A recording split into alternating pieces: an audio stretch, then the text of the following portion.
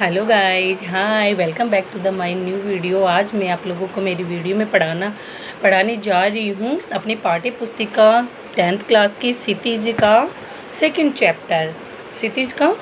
Chapter जिसमें तुलसीदास जी है। Chapter का नाम है तुलसीदास जी के बारे में देखो थोड़ा सा जीवन परिचय है जो मैं आपको ऐसे समझाऊंगी, और फिर जब नेक्स्ट वीडियो बनाऊंगी वो पैराग्राफ को जो भी दोए हैं पद है उनको पढ़ाते हुए वीडियो बनाऊंगी। तो आप अच्छे से देखिएगा, अच्छे से समझने की कोशिश कीजिएगा।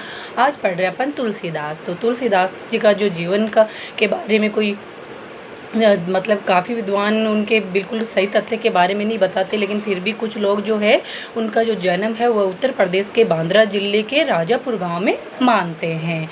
तो उनका जन्म जो है वो 1532 ईस्वी में हुआ माना जाता है। और कुछ विद्वान जो है उनका जो जन्म स्थान है देखो श्योर नहीं होने के कारण अलग अलग बता रहे, वो सोरो जिला एटा भी मानते हैं।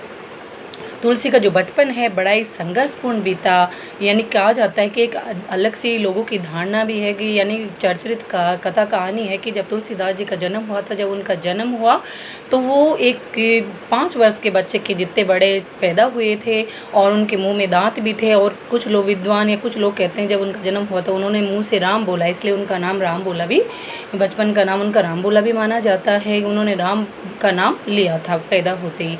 इसलिए वहाँ पे जो ग्रामीण वासी थे उन्होंने उनके माता पिता को कहा कि जब तक ये बालक आपके पास में रहेगा तो हमारे ऊपर संकट रहेगा, यानी हमारे गांव के ऊपर विपदा या बाधाएं आती रहेगी, अपने में से कोई नहीं बचेगा। तो उनके माता पिता ने या फिर उन गाँव वालों ने कहा कि आप यहाँ पे रहोगे इसको लेके तो हम आपको यहाँ रहने नहीं देंगे, जिंदा जला देंगे।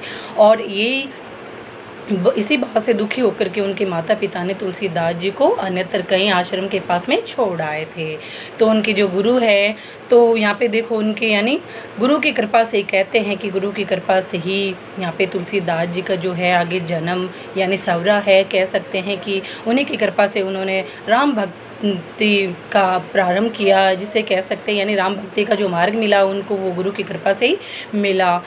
राम भक्ति परंपरा में तुलसी का नाम जो है वो अतुल्य माना जाता है, इसीलिए उन्होंने रामचरितमानस रचना की, कवितावली लिखी, गीतावली लिखी, पदावली लिखी, दोहावली लिखी, कृष्ण गीतावली, विनय पत्रिका, ये इतनी सारी किताबें उन्होंने रचना कर डाली।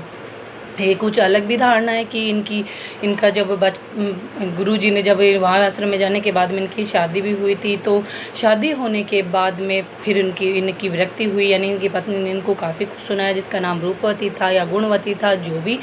तो उन्होंने इनको काफ़ी कुछ सुना दिया। एक बार वो जब वो पियर चली जाती है तो वहाँ से ये रह नहीं पाते और वहाँ पहुँच जाते हैं, और इनकी पत्नी ने इनको काफ़ी कुछ सुना दिया कि तुम ऐसे हो तो ये तो बहुत ही गलत बात है कि तुम मेरे से मोह इतना है कि तुम वहाँ छोड़ के यहाँ तक आधी रात्रि को भी चले आए। कुछ कहते हैं कि सांप के सहारे पीछे से ये चढ़ गए थे उनकी छत के ऊपर। तो देखो ऐसे थे तुलसीदास जी। और ये भी कहा जाता है कि उन्होंने काफ़ी कुछ सुनाया कि इतनी विरक्ति, इतना मोह आप लोगों को मुझसे है तो आप उस भगवान से लगाइए। तो तुलसीदास जी ने भगवान से अनन्य प्रेम किया और इसी वजह से आज वो प्रसिद्ध भी हो पाए हैं।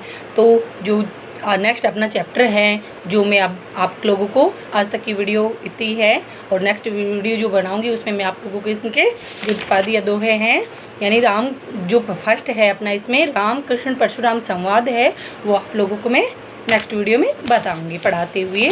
ठीक है, ओके, बाय फ्रेंड्स।